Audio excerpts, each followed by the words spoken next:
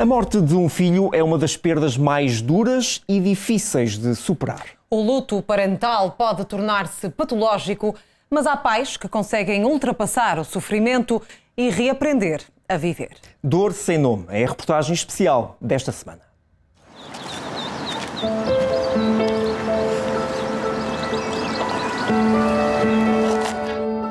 E uma semana antes do Léo falecer, o bebê que estava ao lado veio a óbito. E eu lembro-me de ver aquela mãe e sentir a dor dela. E eu lembro-me só de dizer que se acontecesse comigo, eu não iria suportar. E passada uma semana, eu estava vivendo a mesma situação que aquela mãe viveu. Eu preferia que me arrancassem os braços, as pernas, tudo que me fizesse sofrer, menos aquilo, porque é um sofrimento que não é igual a nenhum outro. Leonardo viveu apenas durante 90 dias. Um acidente de moto pôs fim à vida de Vasco, aos 41 anos. 2 mortes, 2 perdas, 2 mães que viveram aquela que é uma dor sem nome.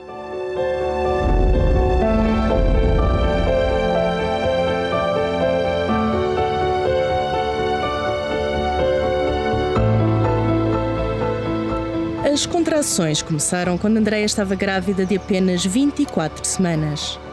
O que até então tinha sido uma gravidez tranquila, transformou-se no pior pesadelo de uma mãe. Eu trabalhava cerca de 8 a 10 horas em pé.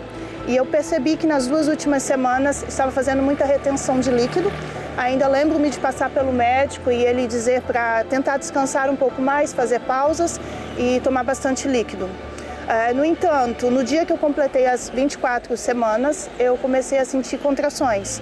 Fui de imediato para o hospital e quando eu lá cheguei, a enfermeira já me disse para não ter qualquer expectativa, qualquer esperança, porque o Leonardo ia nascer sem vida. Mas Leonardo sobreviveu ao parto.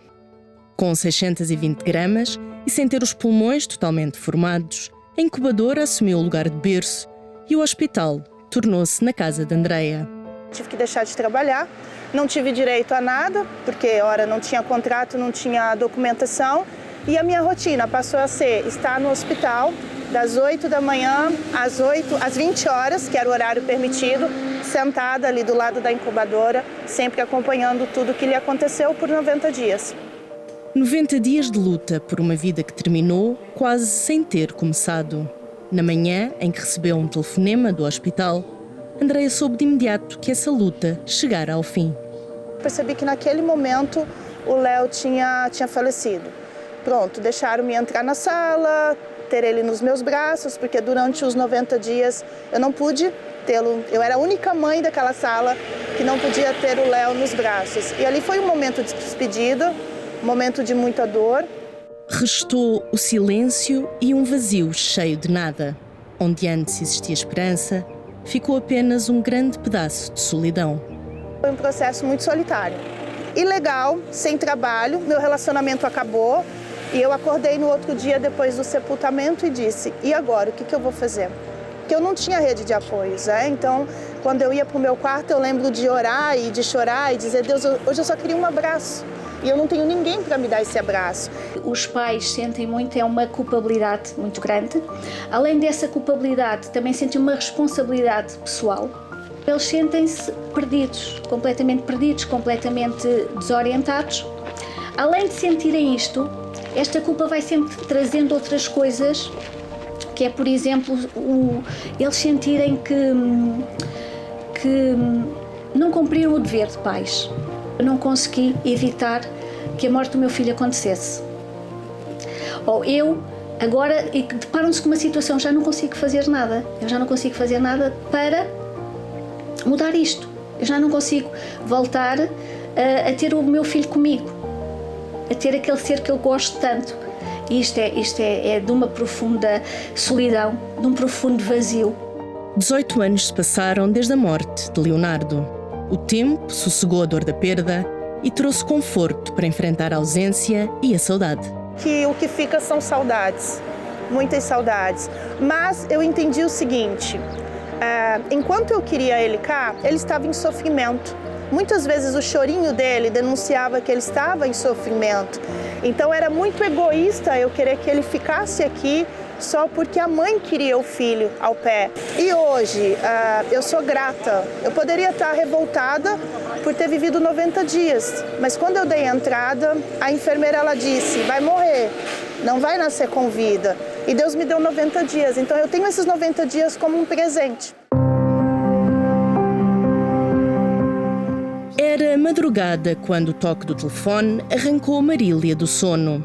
O marido não teve coragem de lhe dizer e passou-lhe a chamada numa tentativa de prolongar o momento que antecede a chegada da dor. Foi a irmã de Vasco que deu à mãe a terrível notícia. Quando a Patrícia disse ao meu marido que atendeu, ele não conseguiu dizer-me. Passou-me o telefone porque não conseguiu. Foi um momento muito complicado. Do outro lado do mundo, em Los Angeles, Vasco perdeu a vida aos 41 anos, num acidente de moto. Na hora que ele teve o acidente, exatamente nessa hora, eu tive senti-me mal, estava a jantar e deitei-me muito cedo e, portanto, acabámos por adormecer. O meu marido depois também deitou-se e eu até lhe disse, olha, estava a sonhar com o Vasco. E ele já tinha morrido, eu não sabia, nós só soubemos de madrugada. A morte de Vasco Lucas Nunes, aclamado cineasta que há quase 2 décadas residia nos Estados Unidos, foi amplamente noticiada em março de 2016 e mereceu mesmo uma nota de condolências do Presidente da República. Para Marília, nada houve que pudesse atenuar a dor. Nos primeiros tempos não há nada que ajude. Eu acho que chorei tudo o que tinha a chorar na minha vida. Foi mesmo... Foi um luto muito duro. Há uma tendência muito grande de uma mãe que perde um filho para depois também falar muito sobre isso, falar muito com os amigos sobre isso, quando lhe apetece estar com os amigos, não é? Isto já, assim, 1 mês, 2 meses, 3 meses... E isso é uma das coisas que depois se vai perdendo, porque os amigos cansam-se de nos ouvir. As pessoas cansam-se de ouvir uma mãe a falar do filho que faleceu. As pessoas diziam, tens de ter muita força, coragem e tal. Mas as pessoas não fazem ideia nenhuma do que é. Acho que é daquelas dores que só mesmo quem passa por elas... O sofrimento é visível e a dor quase se pode tocar. O corpo luta por sobreviver com uma mente que quer desistir. Em alturas como estas sobram as palavras, mas há coisas que ninguém deve dizer a uma mãe em luto. Que é uma dor que eu não desejo nem para o meu pior inimigo.